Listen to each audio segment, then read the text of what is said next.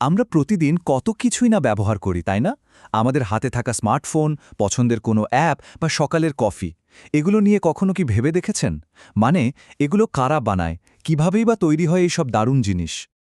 আজকের আলোচনার মূল প্রশ্ন কিন্তু এটাই। এই যে অসাধারণ সব প্রোডাক্ট যা আমাদের জীবনকে অনেক সহজ করে দেয়, এগুলোর পেছনের কারিগর আসলে কে? না, এগুলো কিন্তু কোনো ম্যাজিক বা আকস্মিক ঘটনা না। প্রতিটি সফল প্রোডাক্টের পেছনে থাকে অনেক গভীর চিন্তাভাবনা, সুনির্দিষ্ট পরিকল্পনা আর একজন চালক।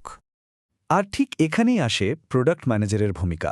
ইনি সেই মানুষটা যিনি একটা সাধারণ ধারণাকে বাস্তবে রূপ দেন, আমাদের হাতে তুলে দেন। সহজ কথায় বলতে গেলে প্রোডাক্ট ম্যানেজমেন্ট হলো এমন একটা প্রক্রিয়া যা তিনটে জিনিসের মধ্যে একটা ব্রিজ তৈরি করে: গ্রাহকের কি প্রয়োজন, কোম্পানির ব্যবসার লক্ষ্য কি, আর টেকনোলজির মাধ্যমে কি করা সম্ভব। আর এই পুরো কঠিন কাজটার দায়িত্বে থাকেন একজন প্রোডাক্ট ম্যানেজার, যাকে আমরা সংক্ষেপে পিএমও বলি। তো একজন পিএমকে কিন্তু অনেকগুলো টুপি একসাথে পড়তে হয়। মার্কেট রিসার্চ করে বোঝা যে মানুষ আসলে কি চায়, সেখান থেকে প্রোডাক্টের একটা বড় লক্ষ্য বা ভিশন ঠিক করা, আবার ডিজাইন আর ইঞ্জিনিয়ারিং টিমের সাথে বসে সেটাকে বাস্তবে রূপ দেওয়া, সবই তাদের কাজের অংশ।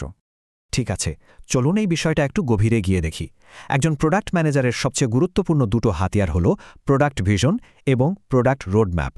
এই স্লাইডটা দেখুন, বিষয়টা খুব সুন্দরভাবে ব্যাখ্যা করা আছে।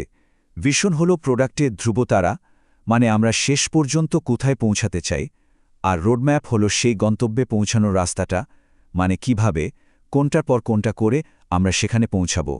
একটা হলো কেন আর অন্যটা হলো কিভাবে।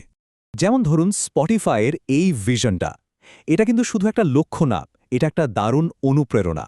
এটা খুব পরিষ্কারভাবে বলে দেয় যে তারা কাদের জন্য এবং কেন এই প্রোডাক্টটা তৈরি করছে, আর এই শক্তিশালী ভিশনটাই তাদের প্রত্যেকটা সিদ্ধান্ত নিতে সাহায্য করে। একটা বড় ভিশন থাকা তো দারুণ ব্যাপার, কিন্তু সেই বিশাল লক্ষ্যে পৌঁছানোর জন্য যে পথটা ভাবা হয়েছে সেটা কি আদৌ ঠিক? অনেক টাকা আর সময় নষ্ট করার আগেই তো এটা জানা দরকার, তাই না? আর ঠিক এখানেই আসে এমভিপি বা মিনিমাম ভায়াবল প্রোডাক্টের ধারণা। দেখুন, এমভিপি মানে কিন্তু কোনো অসম্পূর্ণ বা ভাঙাচোরা প্রোডাক্ট নয়।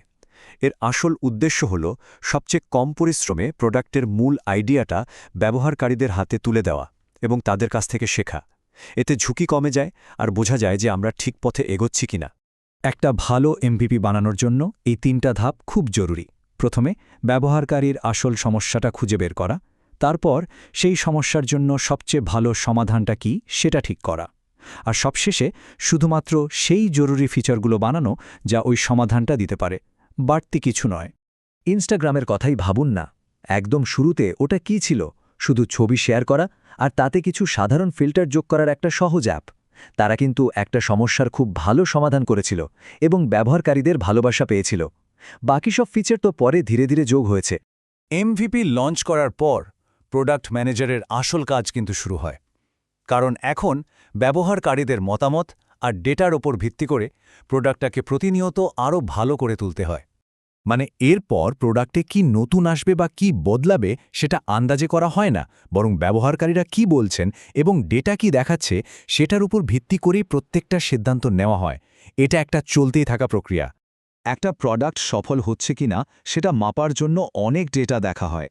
যেমন কতজন নতুন ব্যবহারকারী আসছে, তারা অ্যাপটা কতক্ষণ ব্যবহার করছে, তাদের মধ্যে কতজন বারবার ফিরে আসছে, আর অবশ্যই ব্যবসাটা আর্থিকভাবে কেমন চলছে সেটাও দেখতে হয়। তাহলে সব মিলিয়ে একজন প্রোডাক্ট ম্যানেজারকে কি বলা যায়? আমার মতে তারা হলেন অনেকটা একটা অর্কেস্ট্রার কন্ডাক্টরের মতো। তারাই সেই আঠা যিনি ইঞ্জিনিয়ারিং, ডিজাইন, মার্কেটিংয়ের মতো বিভিন্ন টিমকে একসাথে জুড়ে রাখেন। তারা নিশ্চিত করেন যেন সবাই একই সুরে একই লক্ষ্যের দিকে কাজ করে। এই সমন্বয়ের কাজটাই কিন্তু সবচেয়ে কঠিন। ঠিক এই ছবিটার মতোই একজন প্রোডাক্ট ম্যানেজার একটা মজবুত জ্ঞানের ভিত্তি থেকে শুরু করে একটা ছোট্ট ধারণাকে সাফল্যের এক নতুন শিখরে পৌঁছে দিতে সাহায্য করেন। এটা সত্যিই একটা অসাধারণ সৃজনশীল আর প্রভাবশালী একটা ভূমিকা। এই পুরো আলোচনার পর এখন একটু ভাবার পালা। যদি প্রোডাক্ট ম্যানেজারের টুপিটা পরার সুযোগ আসে, তাহলে প্রথম কোন সমস্যাটি সমাধান করার চেষ্টা করবেন? একটু ভাবলেই দেখবেন আমাদের চারপাশেই হয়তো লুকিয়ে আছে পরের অসাধারণ প্রোডাক্টের ধারণা।